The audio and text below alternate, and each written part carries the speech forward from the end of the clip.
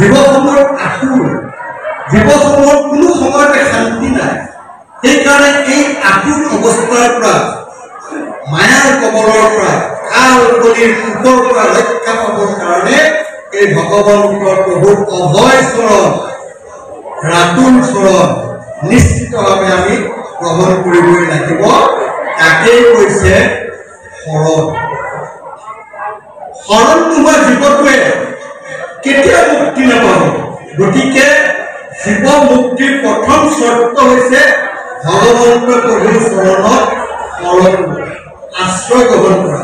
অৰ্থাৎ আমি বহুত জীৱ আছো, গোটেই পৃথিৱীত বহুত জীৱ আছে, সকলোৱে কলিযুগত ভাগ্য নঘটে ভগৱন্তৰ চৰণত শৰণ লোৱা। সেইকাৰণে সকলোৰে মুক্তিও সম্ভৱ নহয়। যিসকলে কলিযুগত শৰণ লাভ কৰিছে, শৰণৰ যদি শুদ্ধ সাধনা কৰিছে, তেওঁলোকৰ কিন্তু মুক্তিটো নিশ্চিত, তেওঁলোকৰ মুক্তিটো নিশ্চিত। কাৰণ মুক্তিবোৰে কি কৰিছে? পঞ্চপ্ৰকাৰ মুক্তি, সাৰূপ্য, সাযুজ্য, সামীপ্য, সালোক্যৰ নিৰ্বাণ, এই পঞ্চপ্ৰকাৰ মুক্তিয়ে ভক্তসকলৰ পিছে পিছে ঘূৰি ফুৰিছে, কান্দি ফুৰিছে, কিন্তু ভকতে মুক্তি নিবিচাৰে। সেইকাৰণে মাধৱদেৱ পুৰুষে কৈছে মুক্তিটো নিস্পৃহ। অৰ্থাৎ মুক্তিটো যাৰ স্পৃহা নাই, সেইজন ভকত শ্ৰেষ্ঠ, সেইজন ভকত ৰসময় ভকতি তেওঁ বিচাৰে, ৰসযুক্ত ভকতি। ভকতি বস্তুটোৱে ৰস, ভকতি হৈছে ৰস, আৰু তাতকৈ ওপৰত ৰসময় ভকতি বিচৰাজন খুব শ্ৰেষ্ঠতম ভকত। আৰু সেইজন ভকত হোৱাৰ এটা সুগম পথ আমি কলিযুগত আমি লাভ কৰিছোঁ গুৰুজনাৰ জৰিয়তে, আৰু পৰৱৰ্তী পৰ্যায়ত আচাৰ্য ইনাৰায়ণ দাস মহাপুৰুষৰ জৰিয়তে আমি লাভ কৰিছোঁ। এতিয়া আমি পালন কৰিব লাগিব। মোৰ অলপ আগতে আমাৰ সুমন্ত আতয়ে তেখেতৰ বক্তব্যৰ কথা কৈছে যে পালন কৰাটো টান, নিশ্চিতভাৱে পালন কৰাটো টান, কিন্তু আপুনি যদি সফলতা লাভ কৰিব লাগে, তেতিয়াহ'লে সেই টান কামটো আপুনি কিন্তু আপোনাৰ জীৱনত সম্ভৱ কৰিব লাগিব। সেই টান কামটো আমি আমাৰ জীৱনত সম্ভৱ কৰি তুলিব লাগিব। সেই টান কামৰ পিছফালেহে আছে শান্তি। সেই টান কামটো অতিক্ৰম কৰি যোৱাৰ পিছতে আছে সুখ, আৰু সেই সুখ কি? সেইটো চিৰস্থায়ী সুখ, সেইটো মুক্তি সুখ, সেইটো চিৰস্থায়ী সুখ। সেই সুখৰ পৰা কোনোদিন নিবৃত্তি নহয়। কিন্তু তাৰ আগলৈকে কোৱা সুখখিনি কি? এইখিনি বিড়ম্বনাযুক্ত সুখ। সেইখিনি সুখৰ কি আছে? লয় আছে। সেইখিনি সুখৰ কি আছে? ধ্বংস আছে। কিন্তু আপনি ভক্তিৰ মাধ্যমেৰে চূড়ান্ত উপলব্ধি কৰি আপনি যিটো ৰসময় ভক্তিৰ সুখ পাব, সেই সুখৰ পৰা কেতিয়া আপুনি বিচলিত আপুনি নহয়। এনেকুৱা শক্তি নাই, দেৱতাই নোৱাৰে আপোনাক সেই সুখৰ পৰা বঞ্চিত কৰিবৰ কাৰণে, যদি আপোনাৰ বিশ্বাস দৃঢ় হয়। আপুনি যদি শাস্ত্ৰসমূহ চাই, অনেক অনেক উপমা, অনেক গল্প, অনেক কাহিনীৰ জৰিয়তে এইবোৰ আমাক মহাপুৰুষ ভজনাই আমাক দেখুৱাই থৈ গৈছে। ভক্তি প্ৰদীপ এখন অতি সৰু শাস্ত্ৰ, এঘণ্টাত পঢ়ি শেষ কৰিব পাৰি, কিন্তু সেই শাস্ত্ৰখনৰ নাম ভক্তি প্ৰদীপ দিছে। প্ৰদীপ শব্দৰ অৰ্থ কি? পোহৰ, বন্তি বা জ্ঞান বা পোহৰ বুলি আমি ক'ব পাৰোঁ। অৰ্থাৎ ভক্তি ৰাজ্যত প্ৰৱেশ কৰিবলৈ কাৰণে আপোনাক যিটো পোহৰৰ দৰকাৰ, আপুনি এটা অন্ধকাৰ ৰুমত সোমাবৰ কাৰণে আপোনাক এটা পোহৰ লাগিব নালাগে। অন্ধকাৰ সোমালেতো আপুনি হাতেৰে দেখিলে একো দেখা নাপায়, একো নাজানে। তেতিয়ালৈকে অন্ধকাৰ ৰুমটোত প্ৰৱেশ কৰি আপুনি সেই ৰুমটো প্ৰত্যক্ষ কৰিবৰ কাৰণে আপোনাক এগছি বন্তিৰ প্ৰয়োজন। তেনেকৈ ভক্তি ৰাজ্যত প্ৰৱেশ কৰিবৰ কাৰণে আপোনাক যি গছি প্ৰদীপৰ দৰকাৰ, সেই প্ৰদীপ দিছে মহাপুৰুষ বনাই ভক্তি প্ৰদীপক সন্নিৱিষ্ট। ভক্তি প্ৰদীপৰ প্ৰত্যেকটো লাইন, প্ৰত্যেকটো শাৰী, প্ৰত্যেকটো কাহিনী মহাপুৰুষজনাই এই ধৰাধামত ক'বলৈ অহা এখন হৰিনাম ধৰ্মৰ সপক্ষে অতি শক্তিশালী, নিৰ্ভেজাল আৰু শ্ৰেষ্ঠতম যুক্তি। আপোনালোকে চাব, তাৰ এটা কাহিনী আছে। কাহিনীটো হৈছে এজন ব্ৰাহ্মণ আৰু এজনী চান্দালেনীৰ কাহিনী। ব্ৰাহ্মণজনৰ নাম সুশীল ব্ৰাহ্মণ। সেই ব্ৰাহ্মণজন এজন কি 12 মাহত 13টা পূজা কৰা এজন ব্ৰাহ্মণ। তেওঁ ইন্দ্ৰ পূজা কৰি আছে যমুনাৰ তীৰত, গংগাৰ তীৰত। তেওঁ কি কৰিছে? ইন্দ্ৰ পূজা কৰি আছে। আৰু ইন্দ্ৰ পূজা কৰিবৰ কাৰণে তেওঁ বিভিন্ন দ্ৰব্য সম্ভাৰ আনিছে। ধূপ, দীপ, অমৃত, ঘিউ, মৌ, দিব্য ফল তেওঁ আনি পেলাই তেওঁ কি কৰি আছে? পূজা কৰি আছে।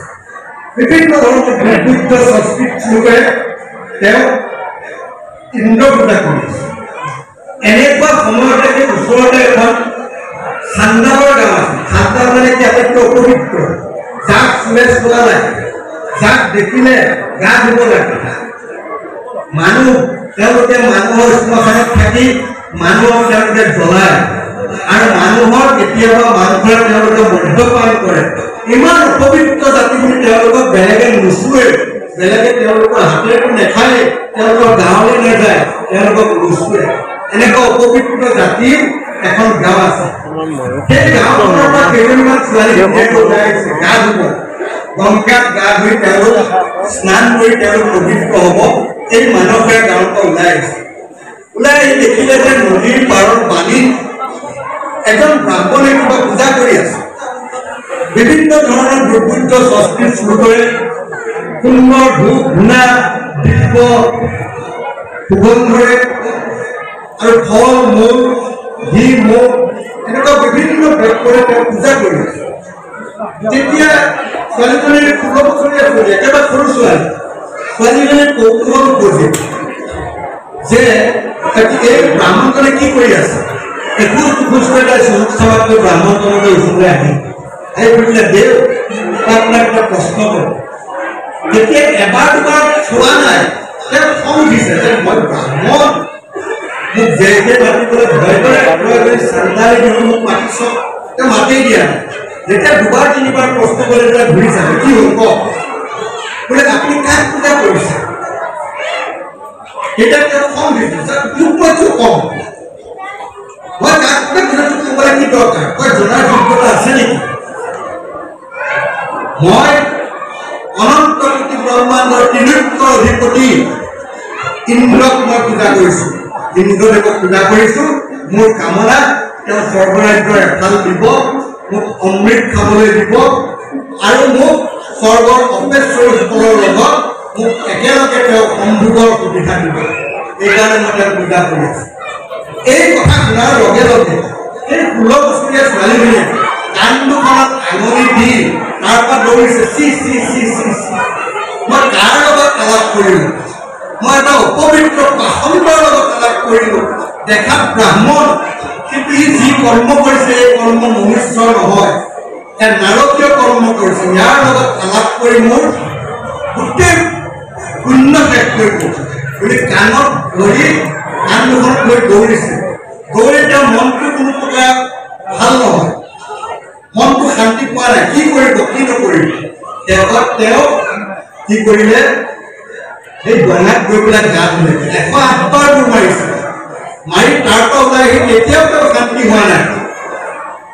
গা ধুলে যদি মনৰ মল, গাৰ মল গ'ল কিন্তু মনৰ মল ধোৱা নাই। মনৰ মল কেনেকৈ আঁতৰাব এয়া কৰি থাকিলে তেওঁ মনলৈ আহিলে নাই।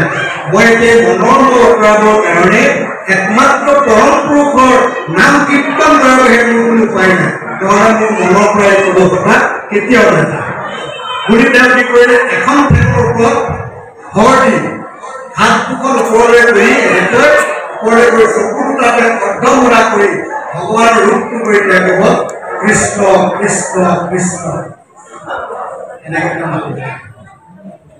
এই যে ভকতৰ কৃষ্ণ শব্দটো ইমান ডাঙৰ কথা। চাওক, আমি কৃষ্ণ বুলি ক'লে আমাৰ দেৱালখনলৈকে যায় নাযায় ক'ব নোৱাৰো, কিন্তু সেইগৰাকী কৃষ্ণ নাম ক'লে গৈছে নে বৈকুণ্ঠলৈ গৈছে। 14 মান পাৰ হৈ বৈকুণ্ঠলৈ গৈ আছে। প্ৰত্যক্ষাৰ নাম এই বৈকুণ্ঠই তেনেকুৱাকে ওপৰেদি নাৰদ আহি আছে। নাৰদে দেখিছে যে এটা নাৰী কণ্ঠ, জানেই সকলো তথাপিও এটা নাৰী কণ্ঠ সুন্দৰ স্বৰত মোৰ ভগৱন্ত প্ৰভুৰ নাম লৈ আছে। যেতিয়া ভগৱন্ত প্ৰভুৰ নাম শুনিলে তেওঁতো ভগৱান একান্ত ভগত, তেওঁ ঈশ্বৰৰ অৱতাৰ, কিন্তু ভগৱন্তৰ প্ৰিয় একান্ত ভগত। তেওঁ নাম শুনাৰ লগে লগে তেওঁ অতিক্ৰম কৰিব নেতাক লৈ গৈ তেওঁ ভকতে লোৱা নাম শুনাৰ লগে লগে তেওঁ সৰ্ব হৈ ৰোমাঞ্চিত হৈ গৈ তেওঁৰ তললৈ দেখিলে যে এজন কম বয়সীয়া সৰু ছোৱালীয়ে এখন ভৰিৰ ওপৰত ধৰি ওপৰলৈ হাত দুখন কৰি চকুকেইটা বহাই ভগৱানৰ নাম লৈ আছে। তেওঁ আৰু এক খোজো আগুৱাই যাব নোৱাৰিলে। তেওঁ অৱতৰণ কৰি পেলাই লাহে লাহে চব চামাক কৈ তেওঁ সেই তুলসী চান্দানেৰে ছোৱালীজনী গৈ ক'লেগৈ, এই চান্দানেৰী তই কিয় নাম লৈছ? নাৰদক পাই পেলাই তেওঁ ভাবিলে যে মই আজি মুক্তি হ'লো, কাৰণ তেওঁ ভগৱন্ত প্ৰভুক মই পাই গ'লো, কাৰণ একান্ত সাধু নাৰদ আহিছে। গুৰুতে বেয়া কৰি ক'লে যে তই কিয় নাম লৈছ? কৈছে মোৰ দেহা অপবিত্ৰ হৈ গ'ল, মন কলুষিত হৈ গ'ল, গতিকে মই কলুষিত মনৰ দেহা পবিত্ৰ কৰিবৰ কাৰণে মোৰ ভগৱন্তৰ মই নাম লৈছো। তেতিয়া তাচ্ছিল্য মানে মনৰ পৰা নাই উপৰাই কৰিছে যে তই তোক কোনে পবিত্ৰ কৰা? তইতো জগতৰ অপবিত্ৰ চান্দাননী, তোক চুলে এনেই লোকতে মানে নুচুলে তোক, তেনেস্থলত তোক এনেকুৱা কি শক্তিয়ে তোক অপবিত্ৰ কৰিলে তই কচোন। তেতিয়া ক'লে যে মোৰ আজি এটা পাখণ্ডৰ লগত আলাপ হ'ল, আৰু সেই পাখণ্ডৰ আলাপত মই অনুচৰণ প্ৰাপ্তি হ'ল। কচোন তো কি হ'ল? বোলে এইটো দেখিছে ব্ৰাহ্মণজনে ইন্দ্ৰৰ পূজা কৰি আছে, আৰু ইন্দ্ৰকে তেওঁ জগতৰ ঈশ্বৰ বুলি ভাবিছে। গতিকে সেই জনৰ লগত মোৰ আজি কথা বাৰ্তা হ'ল, আৰু সেই কথা বাৰ্তাত মই নিজকে পবিত্ৰ অনুভৱ কৰিলোঁ। কাৰণ কিয়? একমাত্ৰ ভগৱন্ত কৃষ্ণৰ ভক্তৰে তেতিয়াকে অন্য দেৱ দেৱতাক অস্তিত্বক স্বীকাৰ কৰা সেই পাপাণ্ডসকলৰ লগত কেতিয়াও আলোচনা বা কেতিয়াও কথাৰ বিনিময় কৰিব নাপায়।